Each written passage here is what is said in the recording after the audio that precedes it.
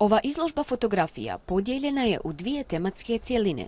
Prva nam predstavlja upečatljive fotografije jednog od najcijenjenijih slovačkih umjetnika iz ove oblasti, Ladislava Struhara, koji već dugo godina dosljedno i autentično objektivom svog aparata ilustruje sve ljepote Slovačke.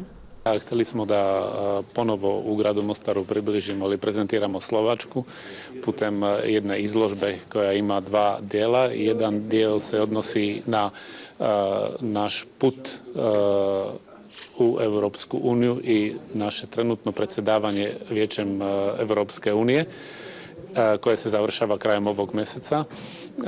I drugi deo te izložbe se odnosi na ljepote Slovačke.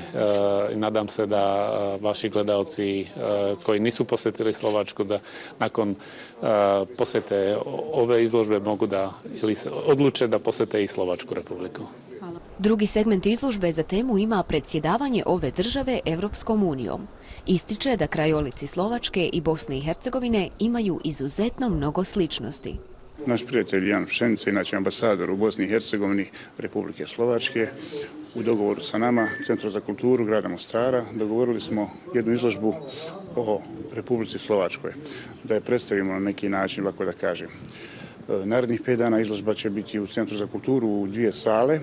Možda nekoga i potakne da se malo bliže, ovako da kažem, da se približimo jednoj zemlji Europske unije, Republici Slovačkoj, i da upoznamo u stvari, bar preko ovih slika, tu zemlju. Izložbu možete pogledati do 21. decembra u terminu od 9 do 19 sati.